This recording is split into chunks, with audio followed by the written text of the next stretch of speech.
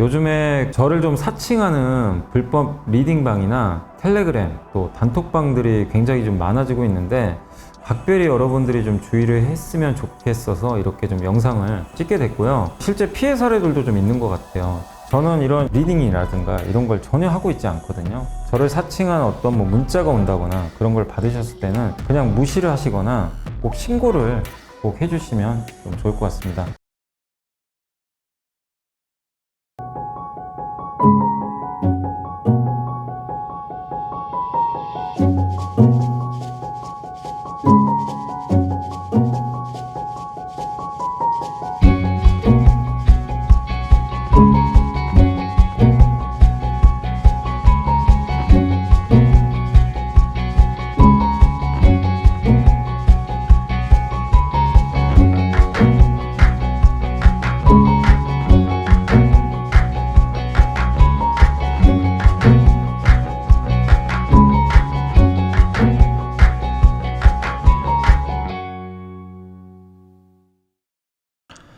안녕하십니까. 이베스트 투자증권 염승환 이사입니다. 오늘 2023년 8월 4일 시장 깨기 시작을 해보도록 하겠습니다. 벌써 금요일이네요. 이번 주도 너무 고생하셨고요.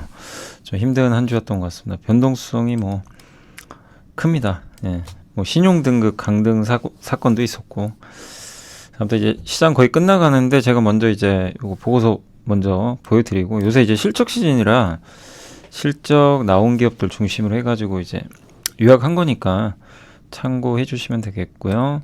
산업 보고서 이렇게 많이 나오진 않습니다. 요즘엔. 어쨌든 그거 설명해 드리고 시황하고 마무리하겠습니다. 화장품 미국도 이제 중저가 브랜드가 대세다. 그리고 네이버가 오늘 실적 발표했는데 실적은 잘 나왔습니다. 근데 이제 하이퍼클로버 X가 이번 달 말에 나올 텐데 이제 그거의 의미, 또 오늘 IR 했던 거 그 자료들 하고요. 그다음에 현대그린푸드, 에코프로비엠, LNF, 한미반도체, 대덕전자, KTNG, 도전비전, 토비스, 심텍 다 실적 발표한 기업들이에요. 그래서 실적에 대한 여러분들이 많이 관심 있어하는 그런 기업들이니까 그거를 요약을 해놓은 거예요. 애널리스트들의 평가를 한번 들어보시고 잘 고민해 보시면 좀 좋을 것 같습니다. 자, 그래서 오늘 이제 첫 번째로는 그 중저가 화장품, 요게 이제 그 미국도 중저가 브랜드가 대세인데 엘프뷰티라는 회사가 있거든요. 근데 이제 이게 중저가 화장품 회사인데 그 예상치를 올렸고요. 이제 이 회사가 이제 실적 목표치를 이제 가이던스를 내놓는데 그만큼 중저가 화장품 수요가 좋대요. 미국도. 그래서 가격도 엄청 싸게 팔아요. 가성비. 요새 양극화 시대잖아요. 그러니까 완전히 싸든가 완전히 비싸든가 중간은 없는 것 같습니다. 그래서 유통 채널도 늘리고, 근데 또 놀라운 건 색조보다 기초가 더 잘 팔린대요. 보통 이런 중저가는 색조죠. 그러니까 기초는 좀 비싸더라도 기초에는 돈을 아끼질 않죠. 근데 요즘엔 또 기초마저도 가성비가 좀 대세인 것 같습니다. 미국 같은 경우. 그래서 미국은 소비자 중저가 화장품 선호 현상이 계속 높아질 것 같다. 요 내용이고, 그래서 LPBT 주가 수익률이 140%나 올랐어요, 올해. 그리고 미국은 온라인 성장률도 양호한데 미국 코로나 겪으면서 온라인 구매가 많이 활성화되는데 가격 비교 가능하죠. 바로바로 검색하기 편하고. 그래서 LPBT가 실적이 좋은 이유 중에 또 하나도 SNS를 잘 활용했대요. 아마존에서 잘 팔리고 디지털 매출 비중이 18%. 그래서 좋고, 그 다음 1분기 미국 소매 시장 내 온라인 침투율이 2019년 1분기 대비해서 5.2%포인트 증가를 했는데 우리 한국이 34% 정도 되거든요. 그래서 지금 15.1%까지 지금 미국은 좀 올라온 상황인데 더 올라오겠죠. 그래서 이 화장품 시장의 그 오프라인도 중요하지만 미국에서 온라인도 상당한 의미가 있다. 이렇게 봐주시면 되겠고, 그리고 이제 미국에서 잘하는 기업이 앞으로 다 잘할 수 있다고 보는 것 같아요. 왜냐하면 북미 유럽은 비슷하잖아요. 생활 습관이. 미국에서 성공했으면 근데 꼭 유럽에 무조건 성공한다는 건 아니지만 가능성이 있지 않겠냐. 그래서 대형주에서 아모리 퍼시픽, 중소형에선 실리콘2를 보자는 게 요 그 애널리스트 분의 의견이라고 보시면 되겠고, 요새 아모레 주가 좋죠. LG생과는 참 부진하죠. 근데 아모레가 요새 주가 올라가는 건요, 미국 매출이 늘어나고 있어요. 그걸 좀 준비를 했던 것 같아요. 그래서 주가도 좀 요새 좋은 분위기고, 전년 동기 대비해서 105%나 증가했고, 실리콘투는 화장품 유통사입니다. 주로 이제 북미 쪽으로 알려져 있는데, 뭐 미국 워낙 좋으니까요. 그래서 모두 하반기까지도 좋을 것 같고, 하반기 또 성수기입니다. 그래서 사실 미국에서 양호한 성과를 내고 있는 화장품 기업이 많이 있죠. 그래서 계속 관심을 갖자. 근데 이런 걸 보면서 느낀 게, 이제 기초까지도 가성비구나. 그러니까 중간이 참 없구나. 이걸 많이 느꼈고, 미국마저도 이제 이렇게 되면 우리나라한테 너무 좋아요. 우리나라 화장품 기업들이 잘하는 게 이런 부분이잖아요.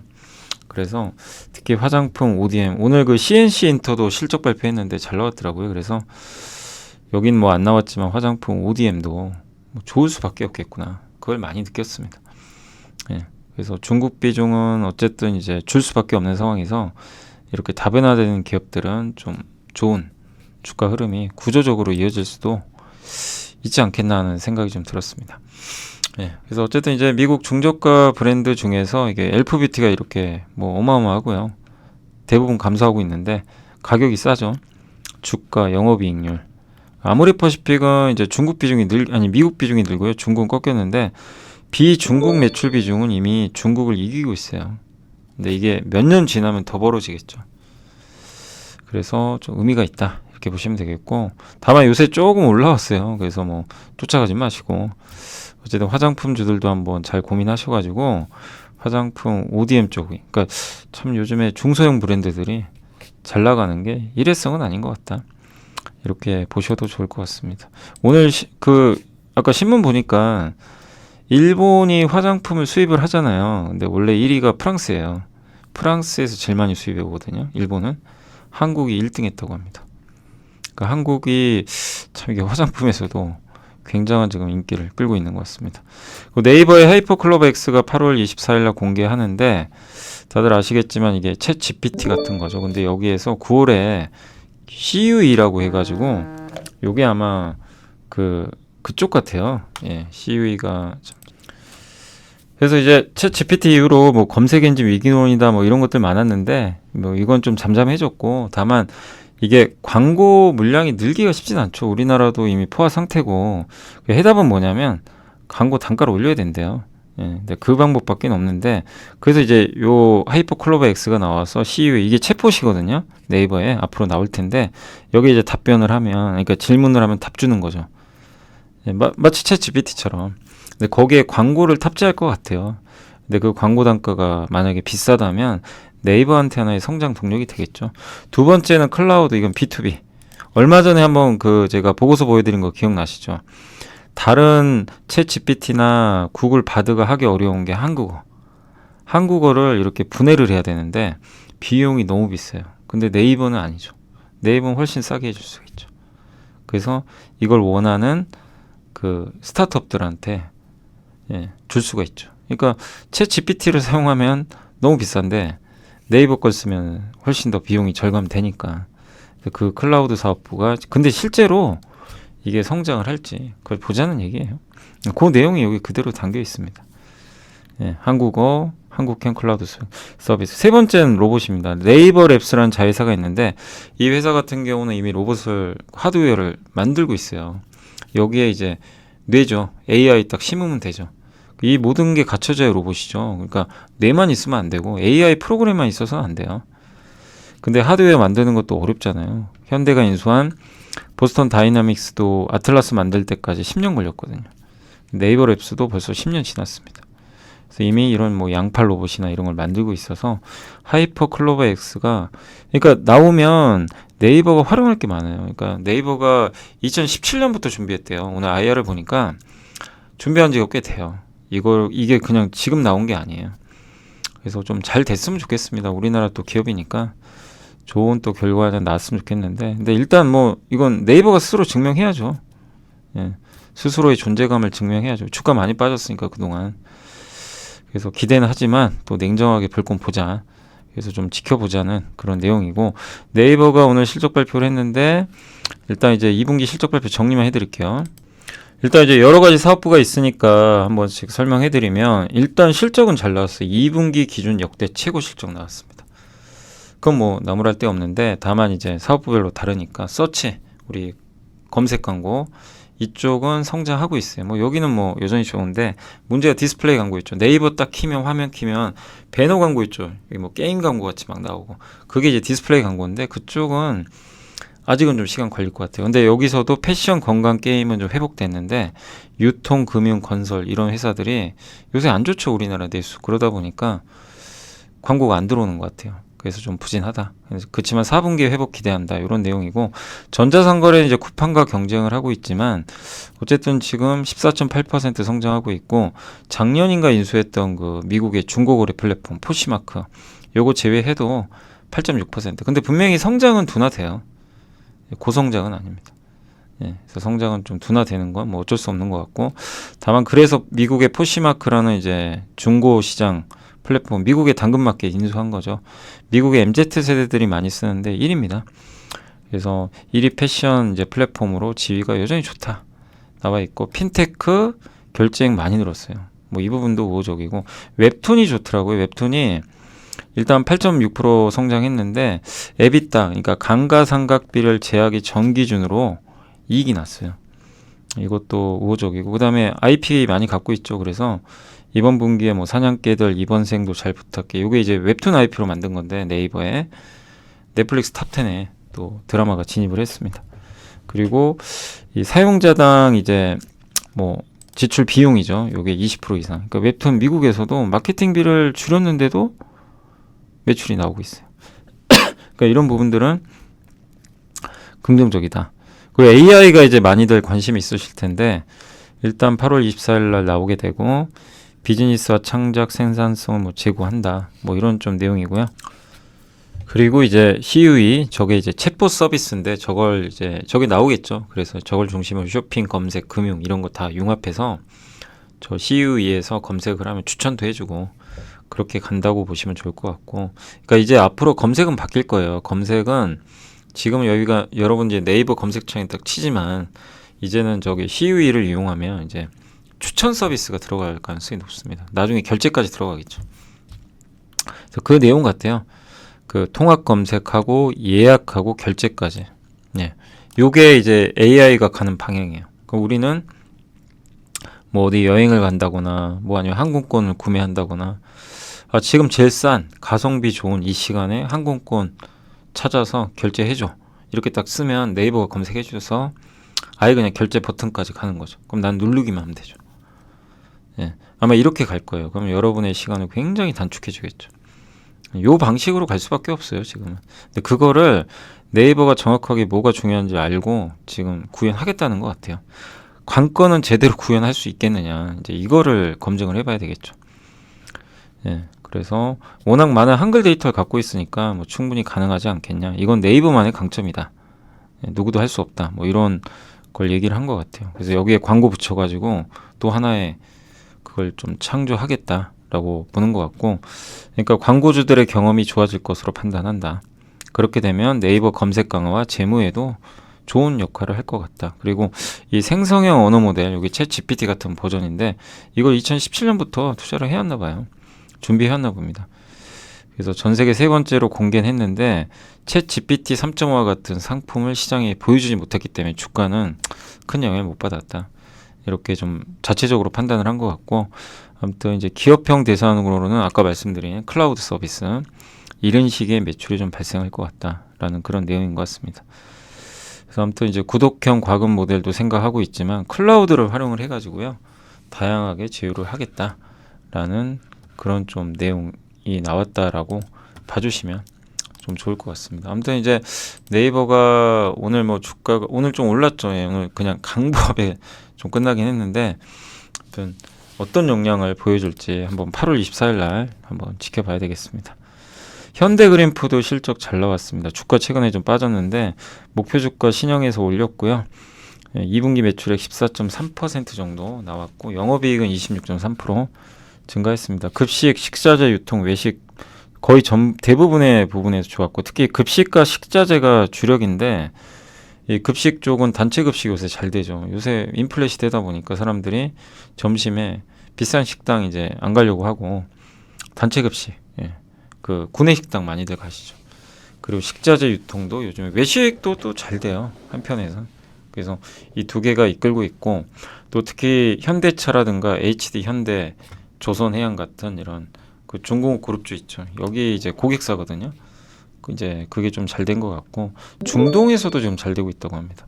식자재 유통도 성장하고 있고, 외식업계 전반이 좋고, 또 군대 이제 그 군대 급식 있잖아요. 여기도 공급이 되면서 영업이익률도 동반 상승했다라는 그런 내용 같습니다.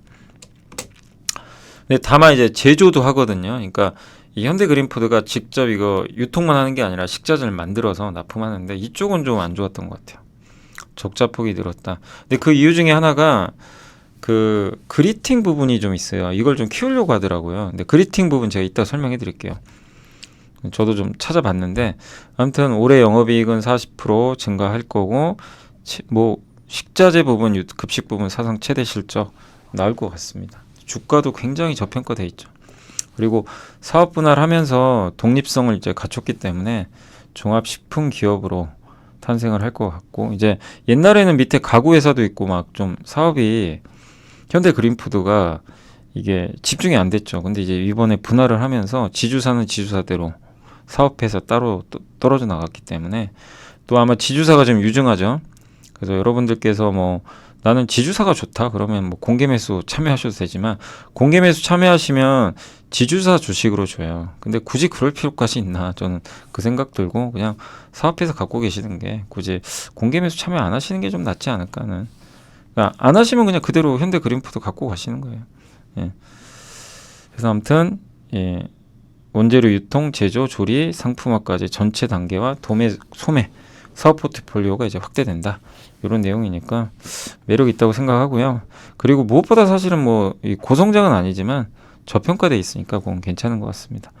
그리고 이제 그리팅이 뭐 하는 회사냐면, 뭐 하는 사업이냐면, 그 케어푸드라고 아세요? 약간 이제 나이 드신 분들, 고령층 있는 분들이 이제 치아가 좀 안 좋다 보니까 이게 이 먹는데 약간 이제 그 잘 소화될 수 있는 것들 있죠. 그런 것들에 대한 이제 푸드라고 하더라고요. 그러니까 뭐 병원에서 먹는 음식 같은 거, 그런 걸 이제 케어 푸드라고 한다고 하더라고요. 그래서 뭐 노인 복지 시설 이런 쪽인데, 요거를 이제 B2B가 아니라 직접 하는 거예요. 소비자 대상으로 판매하는 겁니다. 그래서 이거를 이제 여기 박주현 상무가 이제 주도를 해서 하는 것 같은데, 그래서 기사를 제가 따온 거예요. 최근에 생기다 보니 엄청난 이게 투자가 필요합니다. 이게 투자 들어가니까 돈은, 지금 매출은 많이 안 나오는데 투자는 들어가니 적자가 나오는 거죠. 근데 일본은 이게 되게 발전돼 있대요. 일본은 고령화. 그러니까 우리 한국도 결국 일본처럼 될 가능성이 높죠. 대부분 고령화되니까 케어푸드 시장은 커질 것 같아요. 근데 아직은 이제 우리나라는 이게 초기 국면이니까 돈은 들어가는데 매출은 많이 안 나와. 그러니까 이익을 좀 갉아먹는 지금 상황이 될 수도 있어요. 그러나 지금 뭐 다른 사업이 워낙 잘하니까, 그래서 아무튼 좀 시간을 갖고 이건 좀 지켜봐야 될 것 같습니다. 일본은 이거 보험도 해준대요. 보험으로도 이 케어푸드를 인정해주면 시장 커지겠죠. 그러니까 이제 우리 한국도 그렇게 될지는 모르겠습니다. 지난 4월에 현대백화점 판교점에 그리팅 스토어를 열었대요, 실제. 그래서 요거입니다. 이게 홈페이지에 있는 건데 이런 것들 파는 거예요. 소비자 대상. 아무튼 이런 사업이다라고 봐주시면 되겠고, 퍼가 5배밖에 안 되는, 뭐 아무튼 너무나 저평가된 상태가 이어지고 있는 것 같습니다. 그리고 이제 NH의 하늘연구원님이 에코프로비엠 제가 보고서 다 읽어보니까 대부분 비슷합니다. 3분기까지는 안 좋고요. 4분기는 좀 괜찮아질 것 같다. 요게 컨센서스 같아요. 그래서 3분기까지 실적은 좀 크게 기대하기는 어렵습니다. 일단 목표 주가는 상향은 했는데, 양극재가 이렇게 많이 올랐던 이유는 중장기 물량에 대한 가시성이 높죠. 그러니까 수주를 확 받아버리니까 막 어마어마한 물량을 받잖아요. 그러니까 이제 다른 업종은 그런 게 없다 보니까, 그래서 양극재가 기타 다른 2차 전지보다 100% 2배 이상 비싸게 거래되는 거예요. 뭐 그건 뭐 타당할 수도 있죠. 예, 그래서 근데 지금 이제 2027년 생산 능력 목표치를 71만 톤 제시했는데 이게 LFP는 반영이 안 돼 있대요. 그래서 더 연료는 있다고 합니다. 그래서 이를 좀 반영을 해서 2030년으로 그냥 넘기면 100만 톤, 100만 톤이면 1000만 대 만들 수 있어요. 전기차. 그러니까 어마어마한 양입니다. 이 회사가 2019년에 3만 톤이었거든요. 이게 100만 톤까지 봐요. 그러니까 주가 올라가는 건 당연한 거죠. 예, 어떻게 보면 이 정도. 그래서 그치만 이제 주민의 연구원님 의견은 뭐냐? 2030년까지는 반영을 했다고 지금 보는 것 같아요. 예, 그거를. 이제 23년인데 2030년이면 정말 너무 멀리 간 거죠, 사실은. 예. 근데 그렇게 좀 보고 계신 것 같고, 그죠? 이를 반영해서 100만 톤. 하지만 주가는 이를 충분히 반영 중이다. 이렇게 써 있고요. 근데 동사의 생산 능력이 100만 톤을 만약에 2030년 기준으로 넘어선다면 또 달라지겠죠.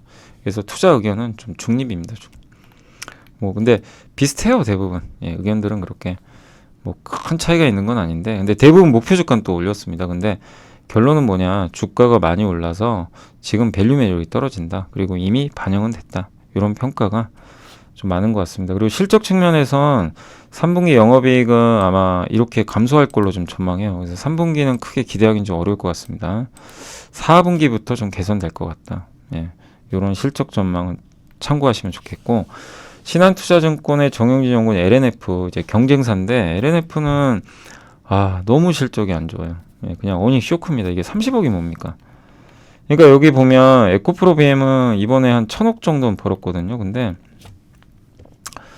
예, 30억이에요. 그러니까 너무 쇼크가 나왔고, 고객사 출하량 주로 이제 이 LNF가 어디로 들어간지 아세요? LG 그 엔솔 통해서 LG 엔솔 통해서 저기 테슬라로 가거든요. 주로 아마 중국 공장 이쪽으로 가는 걸로 알려져 있어요. 근데 이제 출하량이 좀 예상을 미달하면서, 그리고 메탈 가격이 요새 많이 떨어졌어요. 예. 근데 그게 판가에 그대로 그걸 반영을 한 것 같아요. 그래서 이익이 좀 안 좋았다. 예. 그 원가는 상승하는데 과잉 재고가 축적됐다. 이렇게 보고 있고, 상반기 말에 재고 자산이 1.6. 그러니까 재고는 막 쌓고 있는데 원가가 이렇게 상승해요. 그럼 어떻게 돼요? 안 좋죠, 당연히. 제품가는 떨어지고 있고, 그죠? 예.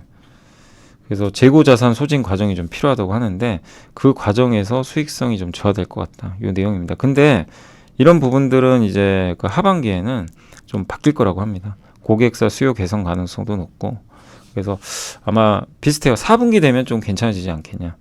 이렇게 좀 보고 있는 것 같습니다. 그렇지만 메탈 가격이 올라야 돼요. 근데 지금 메탈 가격이 좀 떨어지거든요. 그래서 좀 시간은 좀 필요하다. 그 내용입니다. 그리고 고객 다각화가 좀 필요합니다. 그래서 아마 할 것 같고요. 예, 고객 다변화는 좀 있지 않을까 이렇게 보고 있는 것 같습니다. 그래서 기존의 핵심 전기차 고객사 장기 공급 계약 전환이 임박했다라고 좀 적혀 있고, 전환 후에는 신규 고객 이런 것들이 진행되는데 실제 이게 되면 굉장히 좋죠. 예. 그래서 결론은 3분기까지는 에코프로 BM도 비슷해요. 부진한데 4분기 이후에는 이게 그러니까 양극재 공통된 것 같더라고요. 대부분. 예. 그래서 정상화 기대하고 있고, 코스피 이전은 좀 검토 중에 있다고 합니다. 다만 이제 3개 분기 연속 시장 기대치를 하회한 건 좀 실망스럽다. 주가 회복엔 어쩔 수 없습니다. 시간이 좀 필요할 수밖에 없고. 예, 그리고 제가 공시 찾아보니까 테슬라에 공급 계약 맺었잖아요. 그게 내년 1월부터 아마 들어가는 것 같더라고요. 예, 그래서 미국 테슬라 그러니까 내년부터는 확실히 이런 부분은 또 반영되니까 좋아지겠죠. 다만 숫자를 보여줘야 되는데 그게 지금 안 나오니까 좀 주가가 부진하다라고 좀 말씀을 드리고 싶습니다. 자, 그리고 이제 한미반도체도 실적이 좀 나왔고요. 기대에는 부합했대요. 근데 목표 주가는 좀 올렸고, 중화권 수요 증가로 이제 주력이죠. MSV 이제 비전 플레이스먼트라고 이제 절단하고 이제 패키징 해주는 장비 기억나세요? 우리 한미반도체 작년에 처음 공부했죠. 우리 한미반도체. 그때가 생각납니다. 그때만 해도 HBM3 나와서 이렇게 5배 갈 거라고 누가 상상이나 했겠습니까, 사실. 그죠? 그래서 미리 좀 공부해 놓는 건 참 좋은 것 같아요. 근데 어쨌든 지금 이게 주력인데, 요건 좋은데요. 본도 있죠. 본도 매출도 지금 전분기 대비 420% 증가했는데, 다만 지금 이 회사는 중국도 좀 비중이 있어요. 하이닉스도 있지만 근데 지금 요새 중국 경기 안 좋잖아요. 그래서 아마 3, 4분기 실적도 크게 개선되긴 좀 어려울 것 같다. 2분기랑 비슷할 것 같다. 보고 있고 근데 핵심은 뭐죠?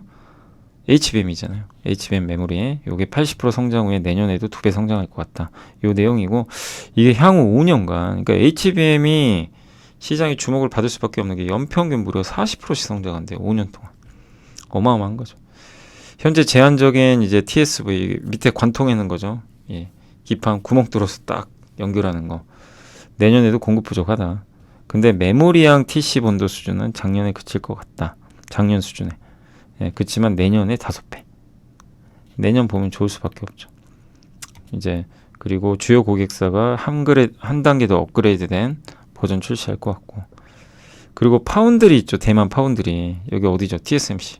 실제 TSMC에도 일부 납품을 했던 걸로 알고 있는데 2.5D 패키지 있죠. 요거 HBM3랑 GPU 연결하는 거. 요거 이제 공급망 진입을 하게 된다면 수주 규모가 또 달라지겠죠.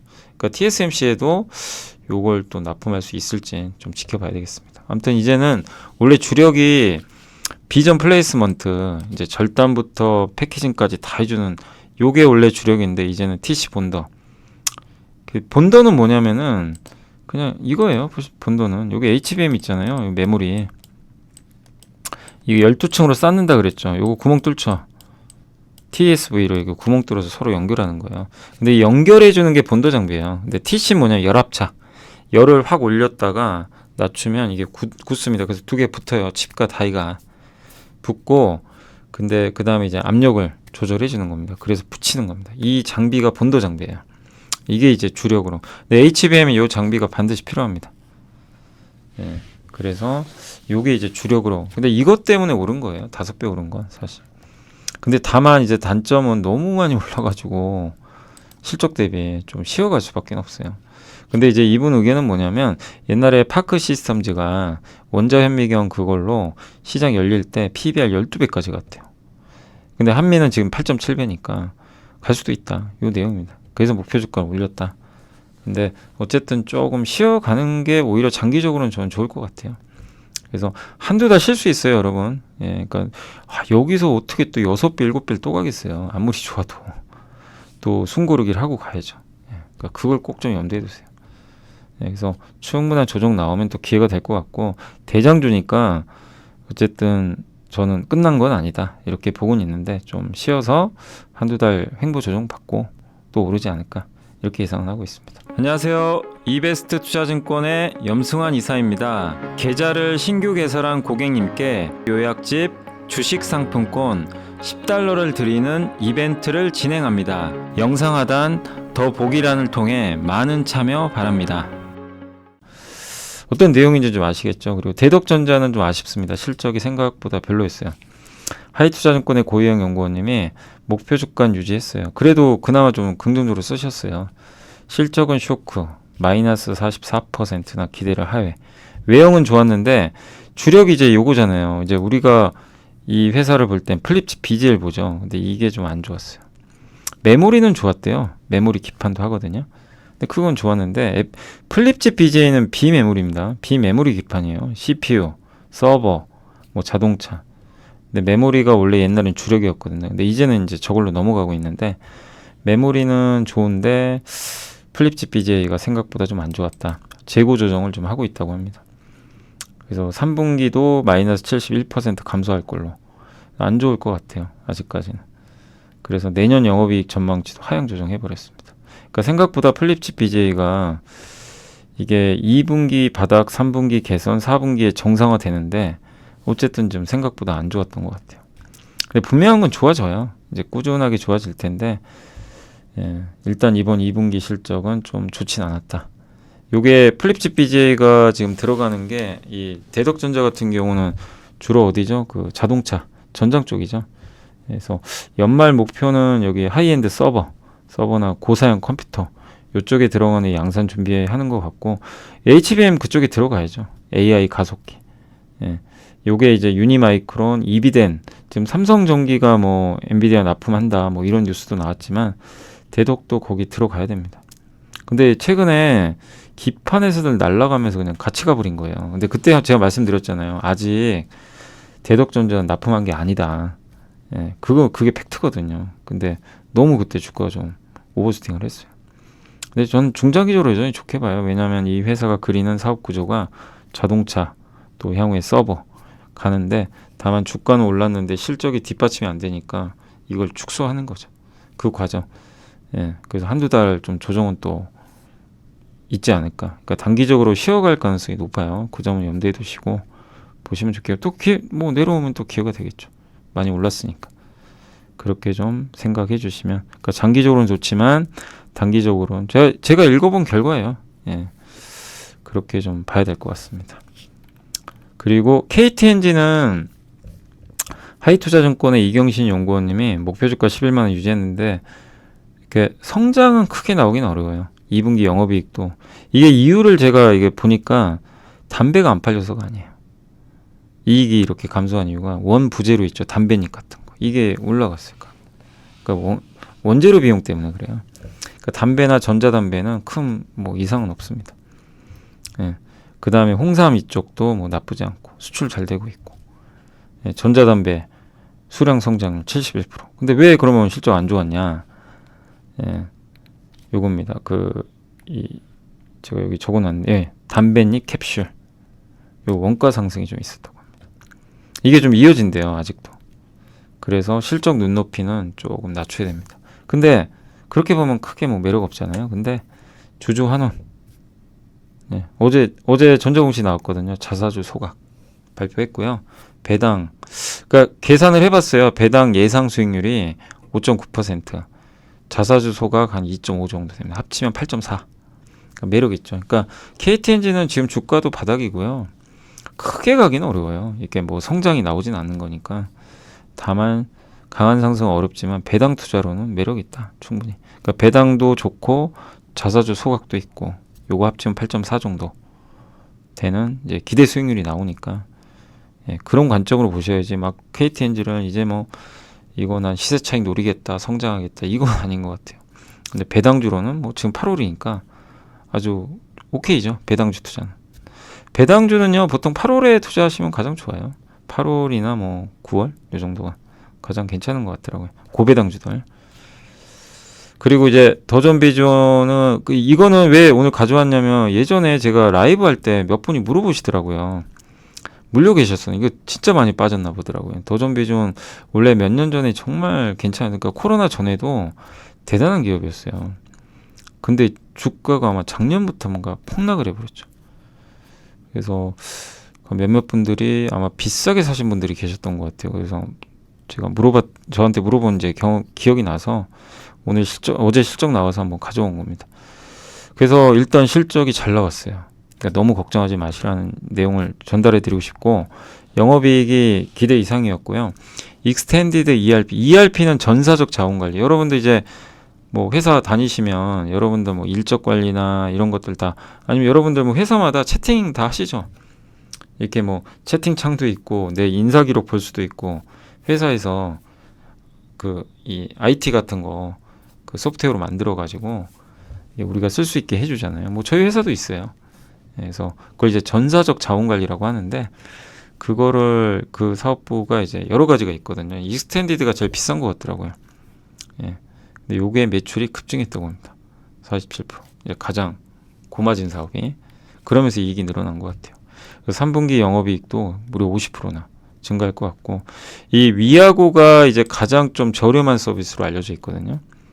이제 아주 소상공인 분들 5인 이하로 아마 알려져 있는 것 같아요. 여기 클라우드 서비스 제공해요. 그러니까 이제 더존비주얼은 저런 전사적 자원 관리도 하면서, 저기 춘천에 데이터 센터가 있어요. 그래서 클라우드, 예. 그러니까 일반 좀 이 작은 회사들 같은 경우는 클라우드 자기가 만들기 어렵잖아요. 뭐 데이터 센터 어떻게 만들겠어요? 돈 많이 드는데. 그래서 뭐 이미 있는 클라우드 서비스를 이용을 하거든요. 일정 부분 이제 구독료를 주고, 그걸 해주는 게 이제 더존비전 같은 회사들이 해주는데, 라이트 버전이 있고 스탠다드가 있고 익스텐디드 세 가지로 나눈다고 합니다. 근데 이 중에 익스텐디드가 이번에 굉장히 고성장을 했던 것 같습니다.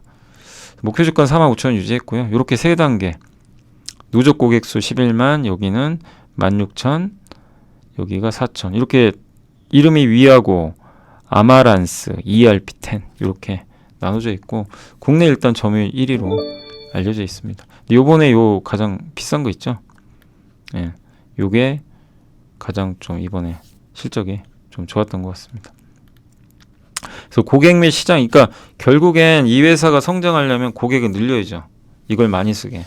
그래서 요거를 이렇게 뉴 비즈니스로 지금 뭐 소규모, 중소, 대기업까지 있는데 이거를 이제 병이유한 핀테크 기업, 전자상거래 기업까지 늘리겠다. 요게 지금 목표인 것 같아요. 이게 잘 되면 기업 가치 레벨업 되겠죠. 그래서 더전 비전을 보실 때는 매출을 잘 보셔야 돼요. 이익도 중요한데 이게 매출 작년에 역성장 나왔거든요. 그래서 주가 부러져 버린 거예요. 야, 이거 성장 끝났다. 근데 이제 올해는 지금 매출 일단 늘고 이익도 늘어오고 있어요. 그래서 앞으로 체크하실 거는 고객사가 늘어날지 매출은 증가할지 이걸 꾸준히 체크해 나가시면 좋겠습니다. 어쨌든 고객 확보와 매출 증가가 좀 필요한 그런 상황인데 일단 이제 지금은 좋아지고 있어요. 그래서 바닥은 찍은 것 같습니다. 그래서 갖고 계신 분들은 조금 여유 가지고 보유하시면 어떨까 싶습니다. NH투자증권의 심의서 황지연 연구원님은 토비스 어제 한번 실적 말씀드렸죠. 잘 나왔다고. 서프라이즈하게 나왔고요. 일단 잘 나온 이유는 본업인 카지노 모니터가 최대 실적 나왔다고 합니다. 예. 그래서 굉장히 좋았고 자동차 쪽도 디스플레이 있잖아요. 차량용. 여기도 적자가 좀 감소된 걸로 추정을 하고 있습니다. 카지노 업황 좋고 이게 저는 이게 컸던 것 같아요. 세계 최대 슬롯머신 기업 중에 하나가 IGT거든요. 여기를 이제 신규 공급한 거죠. 고객사를 늘리는 거죠. 그 중국 이제 전장 부품은 중국에 공장 하나 있잖아요. 그게 가동률이 좀 올라갈 것 같고 국내 서천에 공장이 있는데 이게 아마 3분기부터 증설 효과 반영되지 않을까. 그리고 최근에 전기차 충전 솔루션 업체 인수했고 세일 하이텍은 이제 2차 전지 테이프 만드는 기업인데 여기랑도 시너지 효과 좀 한번 기대를 해보자라는 그런 내용인 것 같습니다. 네. 근데 현재 내년 실적 기준으로는 퍼가 5.7배밖에 안 돼서 굉장히 저평가돼 있는데 단 이제 제가 생각한 건 뭐냐면은 이제 카지노 좋은 거 알잖아요. 이거보다 이제는 자동차가 잘 나와야 돼요. 그래서 3분기에 체크하실 거는 저기 서천 공장에서 증설 효과 나와서 자동차 쪽이 좀 실제 흑자전 해야죠. 하고 실적이 잡히는지. 이제 어차피 전장용 디스플레이 시장 커지니까 여기서 이제 우리가 원하는 건 그거죠. 아, 카지노야 어차피 캐시카우고 이제 전장 디스플레이 쪽에서 실제 돈 버는 걸 보여달라. 이거 같아요. 그래서 그 부분을 좀 확인하면서 일단 대응을 하시면 좋을 것 같아요. 그래서 일단 이번 2분기까지는 괜찮았습니다. 이제 계속 3분기에 또 그런 부분들. 그러니까 주식 투자는 그런 거예요. 내가 만약에 뭐 토비스를 갖고 있다면 뭐 내가 단기 투자하시는 분이랑 뭐 벌써 파셨겠죠. 어제같이 급등하는 날. 근데 그게 아니라 이렇게 좀 기업과 함께 하신다면 뭘 봐야 되는지를 내가 포인트를 딱 잡고요. 그걸 계속 이제 체크해야 돼요. 근데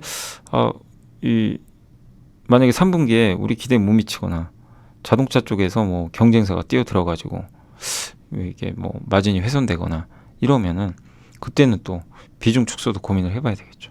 근데 그게 아니라 3분기에 서천 공장 가동되면서 우리 예상보다 더 좋은 게 나왔어요. 디스플레이 쪽. 그럼 더 살 수도 있는 거예요. 그거는 지금 알 수가 없어요. 그래서 지금 또 주가 올라왔으니까 그래서 지금은 뭐 이게 신규로 투자하는 것보다는 기존 보유하신 분들이 계속 들고 가는 구간이 아닐까 라고 좀 보고 있고요. SK증권의 박영은 심텍도 이제 많이 물어보셨죠. 왜 대덕은 가는데 심텍 못 가냐. 이걸 많이들 물어보시는데 그때 말씀드린 게 HBM 때문에 그렇다. 요새 HBM3 기판 요게 플립칩 BGA로 들어가거든요. 그 밑에 기판이. 그러다 보니까 이제 그거 관련된 기업들이 급등한 거예요. 그러면 대덕이 같이 갔죠. 사실 대덕은 아직 그걸 하는 건 아니거든요. 근데 플립칩 BGA 그냥 붙여서 간 거죠. 근데 심텍은 그쪽이 아니에요. 모바일 쪽입니다. 스마트폰 안 좋고 그러니까 그냥 처절하게 안 좋았던 거죠. 근데 요새 이제 주가 올라오는데 근데 일단 한번 볼게요. 실적만 보면 좋은 건 아니죠. 적자 났어요. 적자폭은 줄였습니다. 근데 제가 읽어보니까 내용이 괜찮아요. 그러니까 심텍 갖고 계신 분들은 좀 편하게 들고 가셔도 됩니다. 근데 단점은 이 회사 단점이 뭐죠? 너무 모바일 쪽 비중이 좀 높죠. 예, 그러다 보니까 위가 이제 전방 산업이 좀 막혀 있을 수도 있지만 그래도 어차피 지금 반도체 쪽이 돌리거든요. 메모리 쪽이. 그러니까 그런 면에선 좀 괜찮아질 걸로 좀 보여져요, 실제. 그래서 뭐 일단 2분기만 보면 부진합니다. 부진한데 이 지금 3분기에 39억. 예. 그다음에 요게 통신용으로 알고 있어요. 그러니까 이게 스마트폰에 들어가는 거예요. GDDR6 아시죠? 요거는 메모리 반도체죠. 그 그래픽 카드 옆에 붙는 HBM이 나오기 전엔 사실 얘가 대장이었죠. 얘가 옆에 붙어 있었잖아요. 근데 HBM이 나오면서 얘가 좀 설 자리를 좀 있는 거 아니냐, 약간 애매모호한데, 근데 쟤도 없으면 안 돼요. 쟤도 필요합니다. HBM 있으니까 쟤 안 써, 이게 아니에요. 다 각자 필요해요. 예. 다만 이제 경쟁자가 나온 거죠. 4분기는 303억까지. 근데 왜 그러면 이렇게 누릴 거로 보느냐? 지금 반도체 좋은 것도 아닌데 수주 금액이요. 작년에 1억 달러까지 찍었다가 빠졌다가 지금 4천만 달러까지 하락을 했었는데 상반기에 반등하더니 지난 7월에 그러니까 4천만 달러까지 떨어졌다가 7천만으로 올라왔대요. 그러니까 이제 이 부분을 보면은 분명히 올해 4분기에 실적 좋아진다. 이거 이제 유추할 수 있다는 거죠. 그래서 기판 수주가 매출의 1, 4개월 선행한대요. 그러면 올해 하반기엔 좋아지는 건 이게 맞다면 당연한 거겠죠. 그래서 하반기 흑자 가능하다. 그리고 이 플립칩 BGA를 안 하잖아요. 사실 이 회사는 거의 안 하고 플립칩 CSP라고 약간 작은 기판을 하는데, 근데 이제 이 애널리스트 분의 의견은 뭐냐면은 그걸 생산하는 것도 물론 중요하겠지만 공급이 부족한 제품을 많이 갖고 있는 게 더 중요한 거 아니냐. 그래서 비싼 제품 단지 만든다고 해서 그걸 뭐 좋게 보는 것보다는, 예, 그러니까 단순히 하이엔드 비싼 제품을 만드는 기업이 무조건 실적 증가율이 높았던 건 아니다. 이렇게도 얘기를 해주고 있어요. 그러니까 뭐 그게 비싼 제품이 아니더라도 공급 부족한 제품을 얼마나 잘 공급하느냐도 중요하다. 요 내용 같습니다. 근데 이 심텍은 메모리예요, 그냥. 플립칩 BGA는 비메모리입니다. 근데 요거는 이 회사는 거의 메모리가요. 보세요. 83. 반도체형이 99입니다. 반도체 업황과 메모리 반도체랑 같이 가는 기업이에요. 그럼 삼성이나 하이닉스의 메모리 업황 좋아지면 심텍 같이 갑니다. 네, 그런 구조로 보시면 돼요. 그리고 보통 이제 DDR5 또 수혜주로 알려져 있죠. 그래서 수요가 반도체가 만약에 하반기에 좋아질 것 같다 하면 심텍은 같이 가는 기업이에요. 네, 그렇게 보시면 되겠고, 또 일본의 경쟁사들이 이 회사가 하고 있는 그런 기판들의 증설이 많지가 않았대요. 그러니까 공급도 크게 늘 요인은 없는 것 같고, 그래서 전체적으로는 심텍에 대해서는 긍정적으로 봐주신 것 같습니다. 아무튼 메모리가 나아지고 해서 또 조정시 관심 좀 필요한 기업 같고, 뭐 쫓아갈 필요까지는 없는데 일단은 내년 실적 기준으로 무릎이 한 29,000원 되더라고요. 예, 그러니까 이미 바닥은 한번 찍었죠. 그래서 방향성은 좀 나아진다. 그리고 여기 이제 좀 어려운 용어들 있죠. 뭐 텐팅, MSF. 텐팅은 뭐냐면은 불필요한 부분을 애칭 가공하는 거래요. 그래서 가공이 좀 간단하긴 한데 미세 가공은 좀 어렵다고 하고, 그 다음에 MSAP는 미세 회로 제조공. 그러니까 이 심텍이 기판 만들 때 요 방식으로 만든대요. MSAP라는 공법을 넣어가지고 만드는데 미세회로 제조할 수 있는 공법이라고 합니다. 그래서 이 회사 주력인 FC, CSP 요거를 요 공법으로 만든다. 네. 근데 요런 공법이 들어간 기판 증설이 일본 업체들이 미미했다. 그래서 공급 가행 가능성은 낮다. 이렇게 보고 있는 것 같고, 요게 패키징 기판 제품의 용도인데 보시면 플립칩 CSP 요게 시스템 반도체용인데 거기 들어가요. 이제 모바일. 그러니까 이제 스마트폰에 많이 들어가죠. 그 다음에 SIP도 여기도 스마트폰. 여기 이제 모바일이죠. 그래픽 카드, DDR5. 예, 이렇게 좀 들어간다라고. 근데 어쨌든 이 심텍은 메모리 비중이 좀 높다라고 봐주시면 좀 좋을 것 같습니다. 그래서 반도체 좋아지면 좋아지는 그림으로 생각하시면 될 것 같아요. 자, 그래서 이제 오늘 뭐 그래서 이게 사실 제가 왜 이렇게 실적을 하나하나씩 다 설명을 해드리냐면 숫자도 중요한데요. 그 안에 의미하는 거를 이제 캐치해 내셔야 돼요. 그래서 심텍도 딱 숫자 보면 안 좋아요. 뭐 적자인데 뭐가 좋겠습니까? 근데 내용 보니까 다르죠. 그 말씀을 해드리는 거예요. 그래서 무조건 숫자만 보시면 안 돼요. 그리고 어제 이제 내부자 매수가 좀 일부 있었고요. 대주전자재료, 그 여기 실리콘은극재죠. 여기 이기현 이사가 4,800만 원 정도 샀고, DLNC도 요새 좀 많이 빠졌죠. 근데 여기 함영중 임원님이 3천만 원 정도 사셨고, WCP 분리막 회사죠. 여기 1,700만 원 정도 들어왔고요. 대한약품의 이윤우 회장님은 계속 삽니다. 이번에도 5,800만 원 정도 들어왔습니다. 자, 그리고 이제 전자공시가 어제 좀 있었는데 현대중공업이 LNG 운반선 2척 이렇게 좀 수주를 좀 따냈다라고 보시면 되겠고, CNG 하이테크가 한양 ENG라는 좀 경쟁하는 기업인데 그 CCSS, 예, 화학약품 공급 장치죠. 반도체 공장 만들 때 그거 408, 이건 국내 공장에 공급한대요. 그게 있었고, 코인테크가 2차 전지 자동화 시스템 공급 계약 공시가 어제 있었습니다. KTNG 아까 말씀드렸죠. 요거예요. 자기 주식 및 취득 및 소각. 이게 347만 주인데 한 전체 주식의 2.5% 정도 비중으로 이렇게 취득 소각한다. 요 공시가 있었으니까 참고해 주시면 좋을 것 같습니다. 자, 그래서 제가 이제 다 오늘 그 전자 공시까지 해서 보고서까지는 일단 다 말씀을 한번 드렸고요. 자, 오늘 이제 시황만 좀 마무리하도록 하겠습니다.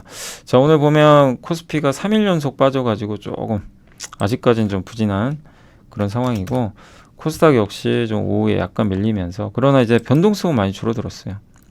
그래서 시장은 조금 이제 급락 충격에선 진정됐다 보시면 되겠고, 일단 오늘 같은 경우는 외국인 기관이 팔았고요. 개인이 사는 모습이 나왔고, 그리고 섹터 쪽으로는 오늘은 일단은 웹툰주가 좋았습니다. 그래서 Y랩이 상한가 갔는데 오늘 네이버 실적 때문인 것 같아요. 네이버 보셨죠? 웹툰, 흑자전환 이 나오니까 Y랩이 그쪽 관련된 회사거든요. 그러다 보니까 이제 급등, 웹툰 쪽. 그래서 갖고 AI 챗봇, 오늘 AI에 대해서 많이 할애를 했죠. 네이버가. 여기 챗봇 관련주들도 역시 동반해서 기대감이 높아진 것 같습니다. 그리고 미용 의료기기가 오랜만에 급등을 했고, 다 실적주들이에요. 그래서 약간 실적 장세 시작되는 것 같아요. 제가 봤을 때 이거 실적 장세로 가는 거 아닌가? 예, 그런 좀 생각이 듭니다. 그래서 그동안은 내러티브, 2차 전지나 HBM3 같은 반도체 일부 이쪽이 압도적으로 강했죠. 근데 여기는 실적보다는 숫자보다는 스토리로 많이 갔는데, 지금 이제 이런 기업들이 움직인다는 건 이제 시장이 한두 달 정도는 약간 숫자 보면서 가겠다는 거 아닌가. 스토리도 중요하지만 실적 나오는 거 위주로 보겠다라고 봐도 돼요. 그래서 약간 시장 분위기는 좀 바뀌어간다. 실적 장세로. 그런 점도 염두에 두시면 좀 좋을 것 같습니다. 오늘은 카프로가 좀 많이 올랐네요. 그리고 백화점주에서는 대구 백화점 13%고요. 현대백화점 그렇게 참 안 간다 했는데 드디어 가네요. 근데 좋다는 얘기가 계속 있었죠. 예, 다행입니다. 아무튼 진짜 너무 안 가가지고 좀 답답했습니다. 오늘은 현대백화점 많이 갔고, 신세계도 좀 올라줬고요. 로봇주 좋았고, 레인보우 로보틱스, 그 로봇주들 불을 뿜네요. 근데 이게 왜냐면 그 삼성이 뭐 입는 로봇인가요? 뭐 그거 출시한다는 얘기가 있더라고요. 막 그런 부분 때문인 것 같아요. 그다음에 오늘은 이제 영상 콘텐츠주도 좀 오랜만에 콘텐츠가 더 좋았네요. 웹툰하고. 화장품주들도 오늘 불을 뿜었습니다. 실리콘2, 아이패밀리 SC, 뭐 네오팜이 10% 올랐고요. 예, CNC엔터 이게 실적 좋더라고요. 코스맥스도 10만 원 넘었고, 다만 오늘은 글쎄요, 거의 다 올랐네요. 예, LG생건도 오늘 좋았던 것 같습니다. 화장품 다 좋았고요. 그러니까 숫자로 이제 가는 것 같아요. 엔터주들 좋았습니다. 어제 한번 말씀드렸지만 SM이 신규 투자하기엔 참 어중간해요. 자리가 업사이드가 엄청 많지는 않은데 그래도 일단 오늘 내용은 좋았습니다. 근데 오늘 주인공 하이브 엄청 빠졌다가 오늘은 좋았어요. 예, 그 뉴진스, 그러니까 뭐 미국에서 지금 난리가 아니죠. 카지노도 오늘 좋았습니다. 오늘은 일단 중국 소비주나 이런 게 좋았네요. 이런 소비재 기업들이 오랜만에 면세점 오늘 좋았고, 클라우드 컴퓨터 회사들, 뭐 여기 뭐 네이버 효과죠. 그랬고 광고주들도 뭐 비슷했던 것 같습니다. 오늘 제일기획이 드디어 19,000원 넘어갔네요. 네. 그리고 의류 회사들. 그러니까 오늘은 한마디로 소비재 날이에요. 그동안은 소비재가 안 갔어요. 그러니까 순환매 도는 거예요. 예, 이런 건 좋은 거예요. 이렇게 순환매가 좀 돌아줘야 됩니다. 그래서 8월이나 9월까지는 모르겠는데 어쨌든 당분간은 순환매, 그리고 소외받은 기업들도 한 번씩 가고, 예, 그리고 실적 좋은 기업 가고, 또 너무 오른 기업은 좀 쉬어가는, 요런 장세가 좀 당분간은 제가 오늘 딱 보면서 느낀 거는 그럴 가능성이 높아진 것 같아요. 리모델링 관련주들도 나쁘진 않을 것 같아요. 한샘도 진짜 안 좋은데 그동안 내부자도 좀 최근에 많이 샀고 요새 주택 거래량도 늘어나니까 이쪽도 좀 살아나겠죠. 좀 올라가줘야죠. 너무 안 가가지고요. 그리고 손해보험도 좀 올라갔고, 그러니까 완전 뭐 오늘 개별 기업 장세 펼쳐졌던 것 같습니다. 그런 장이었던 것 같고 오늘 그리고 조선기자재도 아까 보니까 좋더라고요. 한국카본, STX 중공업, 엔진 회사들 뭐 다 괜찮았고 오랜만에 음식료 회사들 그때 우양 한번 기억나세요? 우양이 그 한번 보고서 보여드렸는데 저 이제 핫도그인가요? 핫도그. 근데 이게 미국에서 인기가 많다고 하니까 근데 어떨지 모르겠네요. 저도 정확히 저도 알진 못하니까 이쪽 이제 미국 사람들 입맛이 바뀐 건지 우리나라 아무튼 핫도그에 일단 열광은 하고 있다고 합니다. 근데 이게 라면처럼 구조적으로 될지 안 될지는 진짜 우리가 몇 달은 더 봐야 될 것 같아요. 근데 기대감은 있는 것 같고 리튬 관련주는 오늘 금양은 좀 괜찮았네요. 근데 에코프로는 좀 안 좋았던 것 같습니다. 그리고 골프 관련주도 좀 올라갔나요? 네. 단 오늘 좀 빠진 쪽은 초전도체는 조심하셔야 됩니다. 그때도 말씀드렸지만 초전도체는 유의를 하셔야 되고요. 폐배터리도 그쪽에 좀 속해 있죠. 그래서 빠진 거예요. 폐배터리가 빠졌다기보다는 MLCC도 그 아모텍이 좀 연결돼 있었잖아요. 그러니까 이제 오늘 빠지는 것 같습니다. 반도체 소부장은 오늘 좀 부진했습니다. 심텍은 좋았지만 다른 기업들은 조금 부진했습니다. 그리고 2차 전지 소재가 오늘 아무래도 LNF가 실적이 좀 안 좋아지면서 동반해서 다 빠져버렸어요. 그러니까 숫자에 지금 반응을 해요. 그러니까 2차 전지 회사들 숫자가 좋은 기업도 있지만 좀 이제 약간 부진했던 기업들은 주가가 그걸 반영을 하기 시작했다. 이렇게 보시고 카카오보단 역시 네이버가 좀 기대할 게 많아서 오늘 네이버는 잘 버텼던 것 같습니다. 카메라 모듈 이쪽 IT 쪽도 오늘 애플 실적 때문에 그쪽 관련 기업들이 조금 이노텍이 영향을 좀 받았어요. 폴더블 폰도 최근에 올랐다가 오늘은 좀 빠졌습니다. 폴더블 폰도. 근데 이게 참 폴더블 폰 예약은 잘 되는데 실제 판매량까지는 좀 계속 지켜보시면 되겠고요. 2차 전지 오늘 좀 안 좋았고요. 반도체 안 좋았습니다. 그러니까 이제 양대 산맥이죠. 여기가 어제부터 둘 다 조금씩 좀 빠지는 그런 모습들인 것 같습니다. 근데 한양이인지는 뭐 아시죠? 그 초전도체 때문에 간 거예요. 그래서 좀 여기는 별개로 봐야 될 것 같고 한미가 일단 가격 부담 또 이오도 가격 부담이 좀 있어요. 그래서 오늘은 좀 빠진 것 같습니다. 네. 그렇게 해서 오늘 좀 마무리를 하도록 하겠습니다. 뭐 시가총액 상위 기업들도 뭐 보시다시피 그냥 오늘은 소외주의 날이었어요. 소외주들이 반등을 해줬고 좀 삼성이 못 간 건 좀 아쉽지만 전반적인 분위기가 2차 전지나 반도체 소부장 많이 오른 거 빼고 다른 소외주들이 오히려 급등하는 그런 양상들이 나와서 전체적인 분위기는 모처럼 좀 훈풍이 부는 그런 장세였던 것 같습니다. 그래서 보시면 뭐 대한통운이 10% 그때 대한통운도 누가 물어보신 것 같은데 그죠? 대한통운도 이게 내부자가 좀 샀었어요 그때도. 근데 이제 오늘은 10%나 한 번에 오늘 왜 올라갔는지는 모르겠네요. 혹시 실적 나왔나요? 아니죠. 예. 저도 뭐 뚜렷한 이유는 잘 모르겠습니다.